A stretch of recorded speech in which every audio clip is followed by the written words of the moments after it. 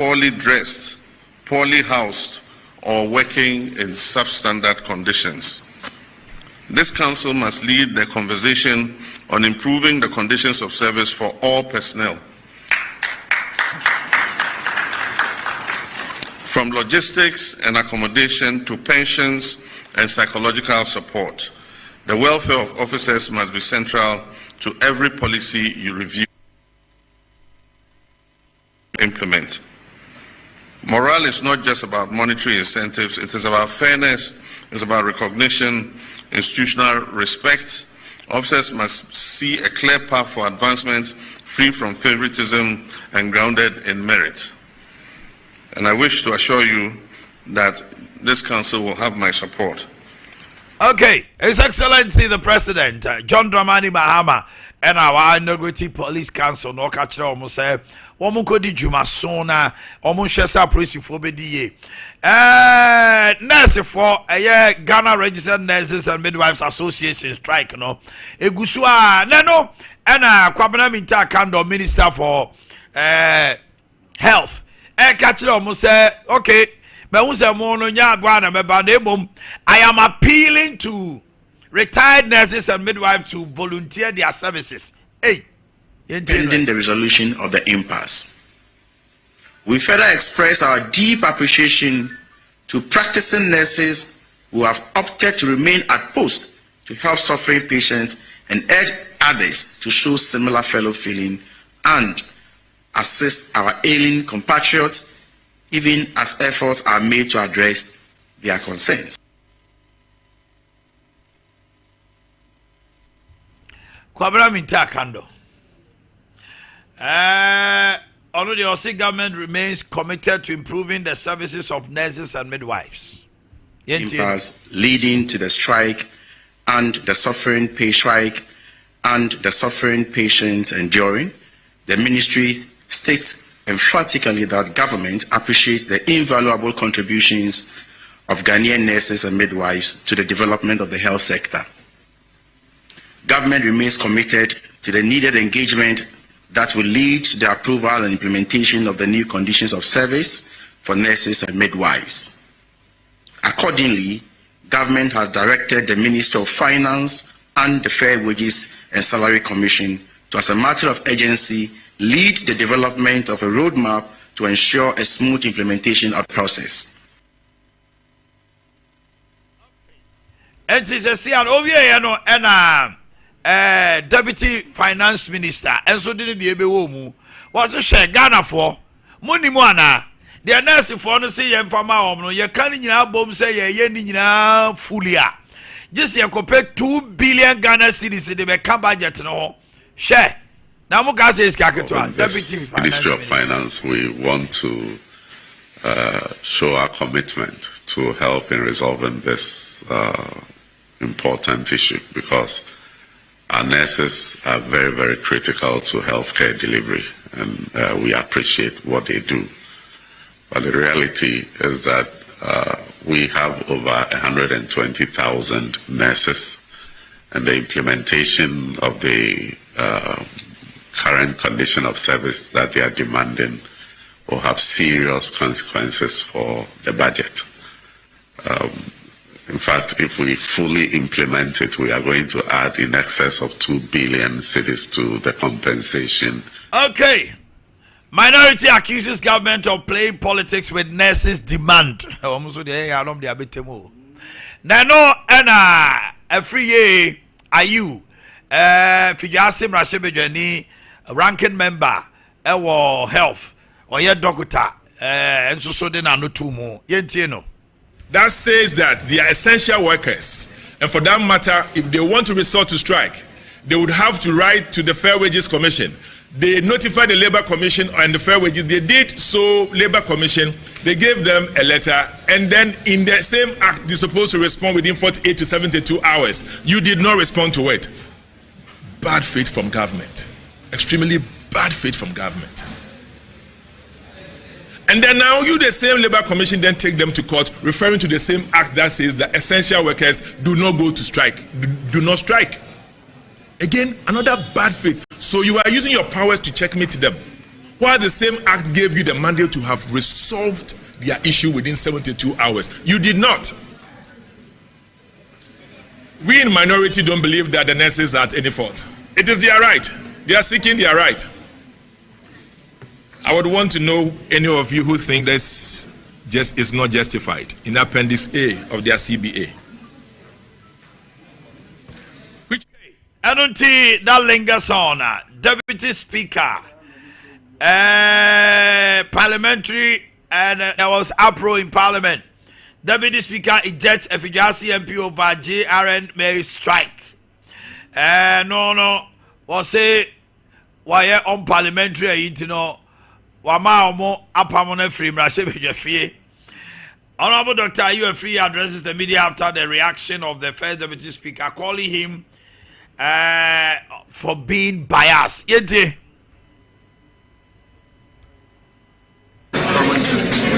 He's been extremely partisan this evening, disregarding the provisions of the standing orders of this House.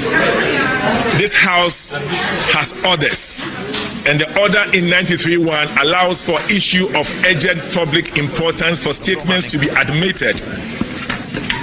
Minority pleaded for him to exercise the highest form of discretion. But the first Deputy Speaker failed. I think the first Deputy Speaker has a lot to learn from the Speaker himself. The Right Honourable Speaker is extremely liberal, encourages the provision and the execution of the standing orders. But the first Deputy Speaker, who is extremely partisan, has denied us the right of the minority to exercise what we have to do as far as this strike is concerned. Okay, Anunti, and also so, and no, Mabeja for Trasi, Asante Boa Hassan, so, and I also so, on the 1st of July, Ose Sam George, or Jeffans will X, all the social media handles say at least almost Sam, do something before you die. I want for so Casado on your action, obey action. See, no, Osha. Bundle na 400 Ghana cedis a wonya 92. You see how wonya 200. Ewo Airtel Tigo. Bundle na 400 na wonya 92. You see how wonya 200. 10% increment. See MTN crowd 15% increment. Omasa reintroduce you 399. On the first omo dey about 350. Over ko third data 350 cedis. No wonya 92. 92 say. And they who top 399 we have 260 or say Sam George. Oh, why you branch we be now should be over here the papa it's name him the ombeka but ebesha say 1st July I say what be say I'm for but I say now almost 10 CDs 5 CDs you know ni nyina be ba be shame omo de no e ba be shame na no na honey agrek no na honey Airtel Ghana 80 Ghana ne Telesen ne MTN no ombe ya omo magic no we na kwa it say akesefo no na say we no de say be say the use a table net broadband and Nigeria for IB omo de buy Elon Musk dey friends Elon Musk so na akwa isi woman e produce Tesla bi also man produce Tesla bi o a junk car or Toby also tie Donald Trump so Toby say obenya akwa na adwene no support no ontwi da na car na ma jet me top hey ogu company no also a businessman but he's the president of America no ordinary by say ko be boa no who say akwa no the swing fast say car no motor is $9 hey Donald Trump say you fucking so I mean interchange she see et say and then yakoba ye ne kwa me ready betwen komo na Confederate Teaching Hospital HR managers office and they are locking no omo locking na adentra omo say onko HR no won free ho human resource manager I want free one to ma call lock in the door. Police for cocoa boo prunano. Staff na call lock. Unknown persons. Tony must go. Obi any bed your crime fast what you be security men where were they? I'm asking me say security men where were they about normal locking? God, it took police to come over together with the internal security no moko bu prunani. Tony no why they? She say Kwame cry no the tikika. Oh Kwame is start post. Me say Kwame tikika. You are still there, but Kwame is there. But right now, as I speak with you, Mujib has been assigned to go and act as human resource, public relations. That is the arrangement I was here. Except how Mujib special assistant. First of all, the CEO. Mujib there no head anya no.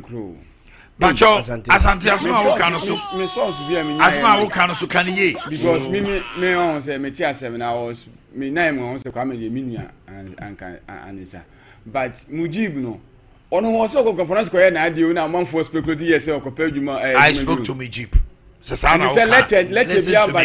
I spoke to Mujib and Mujib was emphatic say e hona okono on course Kwame free home. He wants to go and work with Kwame. Yes. That is what Mujib told me. One man on as a kuku one mama be canabonting. They won't canon yes or any BB or a appointment was arrangement I call back Kwame no Omufi said ne institutional memory and in the PR for many years no it cannot be thrown into the dust. Answer Kwame Danchanya he was saying to square deputy crowd.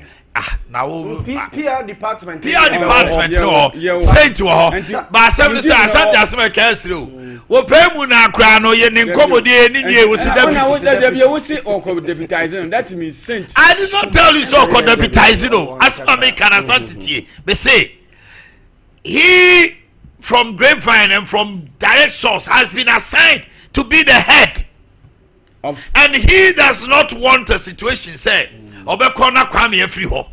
He wants to go and work with Kwame. So if he goes, Kwame will deputize. Ebini Ebrebi ana Cassandra Chumampo. Kasama PRO to the Ghana Education Service. Very good. Yede Opoku Mensa call. And Opoku Mensa call. You took over the communication and everything of GES. Yes. Although Sena Cassandra or Hono Biam, yes, but no Pokubensa. Omaria signed Cassandra the Nuko Eastern region. Yes, so free Akran Koye Juma Eastern region. But before then, no. But before then, Cassandra Bebrea, yo Pokubensa. Actually, and more assigned to as the direct spokesperson to what to the director, the director general. Yeah. It's Asante. Asma make a chon. Now at the one way on the day. On say Kwame there. Kwame there on say Kwame there. On say Confanoche and Kasana. All this one. On say Kwame be 2000 we came in no koko establish Confanoche there no. And would Kwame has and say obi go be pamno it's not about obi be pamno. Asante aba mami musu asem. Mami ka asem chro. GMPC. Answer Kwame there. GMPC. Okay, friend say. Abapon. Debi GMPC boss. Nancy NDC in free on. Arene. Ba ko ba Joe Datson asa. I'm your friend Joe Datson asa say.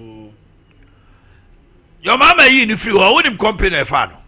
I see you now. Vitor.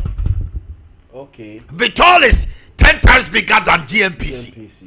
But other than upstream, CEO Ghana is here, Vitor. Okay. Energy Commission, Omuyi no car power na afano. Car power. It's here, Bujana upon the car power negotiations. I just told because Omu Timinin in negotiating. Now, see, also car power threatening said, Wamobe shut it down. Now, pay Omo Hopo. NDC in the free honor because Oma Bayabano. Car power. And I've only CEO. GMPC Vitor Dafano. So you see, it's not about say who the Bajumaya, who the one being quiet, Nanka say, you can no credit, see a bay Juma. Your MPP phobia, NDC phobia. They were so good. NDC by Ompamo, MPP by Ompamo. Young Kwana who is social memory call. Okay. Check on Fanochi. Abranche, dear Juman woman, your friend say. Mozart. Yes. Now the Mozart coin. Parkway, you want to me. Parkway, you see a doctor, obey to me. Yes. I don't think the issue of say, Yakopamo will be there. And doesn't come here as something. There was this when parties in power. And the fee say, your friend is saying, when also a Juma. This gentleman be I know what came and know a PR. Akontabeka. Kigari. Clement Kigari. As a Clement call him, there's another man be or buy. Yadanfu. Kuma. Nyame. Omunyina time be soon. Emo if you want to be by. Obi who say if you are going to do about honum recently. A Sompa buy if you are going to do. No, Obi who say if you are going to be to me. I bet if you are going to do so no.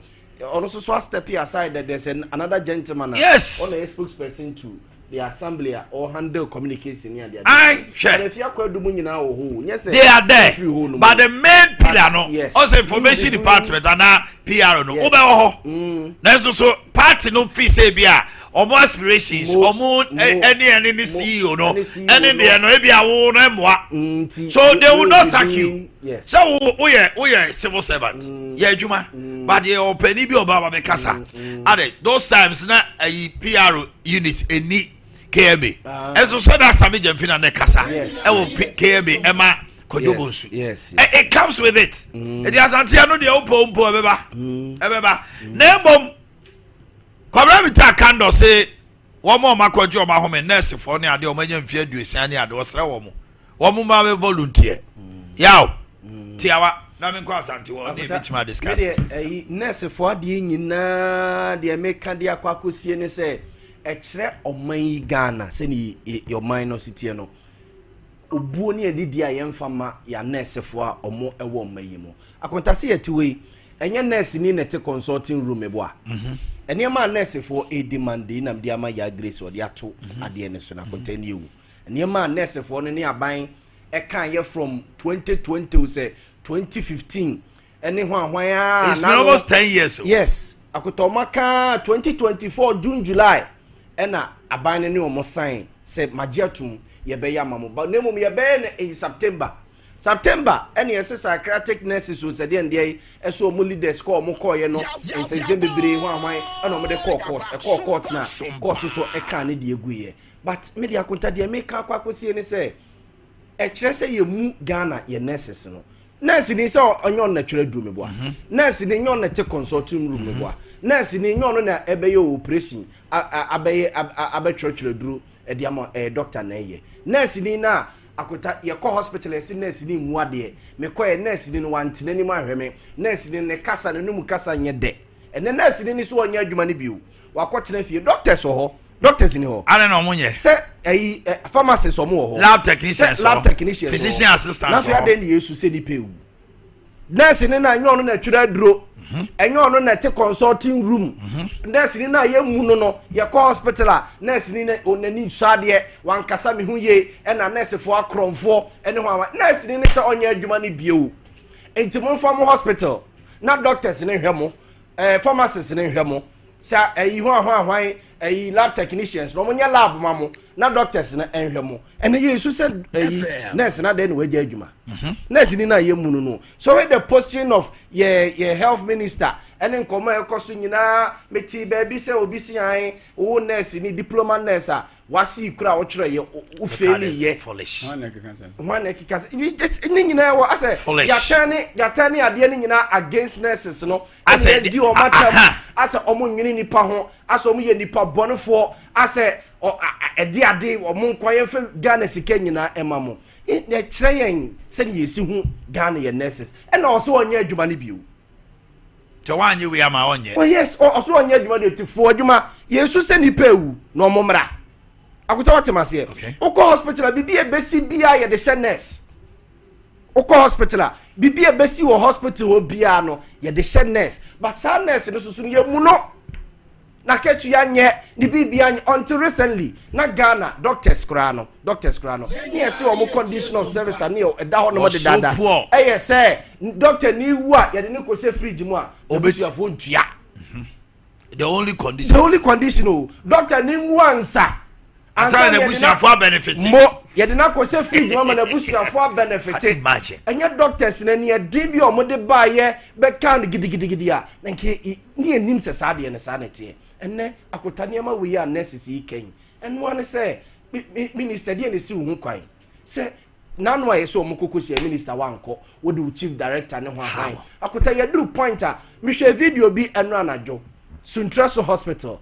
Akota say yama kwan so obi anko fie unse ye ko school no na school yama kwan na ngura na gu ono he hospital won nyina empty o because as eno na wo say Ghana for yenso se ye dia driba say the nurse is so crucial in the dispensation of health yemu nurse fo yemu no na make ye kasa kire omo dia basa I happen to get closer to some nurses Omo emergency no. Yes. So we corner omanya sa road traffic accident RTA. Na moje tu omo na omo de sambo jana omo ye. Udru hono ma omo be a psychiatric problem eba. Yes. Nurse ni baako. Akwara china to us obe rape no. Oh yes. You have no idea what they go through. Yes. But you move on your form on your and yet bibi ba no make it man sana ye dio enro a lady ba ko say ni nua ni uncle 30-year-old onya asthma omudu hospital hono mo nurse for na me hwe no mo and na bibu say ti wo say odu hospital hono where the doctors on strike na doctors in ho the doctors were there so why did that man die? Because the doctor fee said there was a nurse in the brain into our consulting room. Yes. When they called the doctor told them, say, nurse. When you know very well, said nurse in the so what did the doctor do? Because nurse in the priest said they are emergency. Or no be friend doctor no. Yes. On be man first aid doctor no. Are you telling me you cannot administer first aid? Yes. I'm a branch and na mo ba be blame nurse for no mo fie ni say omo was strike na ma omo this year na nurse ni na doctors no omo ye dey nurse ni na make say nurse ni no wo Ghana ni no ene yeti kurema say nurse for no ye inform nya hwe na ene okọ strike ya ene de yesu nipa na akotakwasi ye wadwuma ma say na cleaner o clean fie ha say yemu no na da ko aba wa mpema na ko o se me madwuma ni bio momfa afena dem ha no mo basa yes say you feel basa yesu it should tell us say hospital adwuma na esi wono no say nurses no very crucial so important. Okay azante ma mi tio kakra na fe ye komra ene ka wasem we have time and deal with this issue nurse for ye mama nurse for afre oh yes no ma ka omo so how ne mama ne omo go through azante kasa asma me he omo demands and say niam omo hia fra ban no wona say the minister na kasa omo hia 2 billion no I think say they can start from somewhere ya grace there you never demands and message as well we can just critically look at what is so emergent to them at the moment so that I say we can look at just 4 at the moment. Asante. There should be a means of resolving the issue. Kind of solution, no. Oh, so we can just look through. Say the allowance no cry no the young fair no twinchen. Yeah. Asante makwabremita kando solution no. So enema asema wa kana no pay. Obi sa kwabremita kando she om no say Mr. Mo. Eniema na maka no ebi amoma ye started kakra next month e memam 2 so egusu a e memam we tita ka omo tiase uniform allowance no ebi kwa end of the year uniform allowance 1000 Ghana o my uniform allowance no uniform allowance o pa aban wo o ma na to ma de meboa wo simisro ebi esi skin no timi de material me brem no amon kopam na say police for e mo bacteria no makopam so can't we be taken in out of the box full allowance ye ebia aban no on say je asom de bi ehika full allowance ne 30 months allowance ne sa kilometric allowance no funeral grant funeral sebia eno so minchemu kakramra on say sanema we yebetima fa enema ba mienu miensa bi wom for the time be munya abotre say o man tiase a then from that point we say be a sebi they have been we made an offer and it was not accepted. 2 billion am can. You bet when you 400 million crowd. Near that's our problem with going forward. You can be looking at it one after the other. And we're about on time. Me and Yabo make a friend. I to be your health minister. And your health minister pursue. I like that. Yeah. Some problem. Asama Asante K.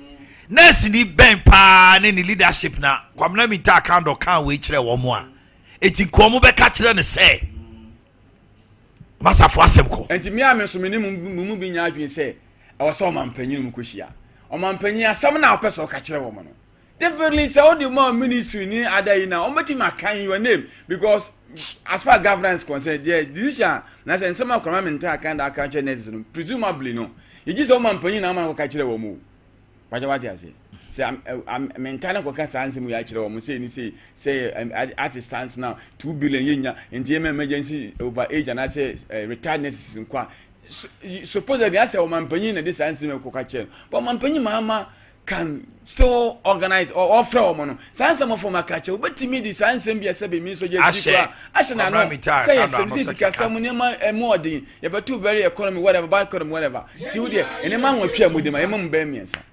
Yekomra, Yakoba, tip off Jumedi neba, Yakoba, Yabeto Aswamamo. Now, and then we'll look at these issues.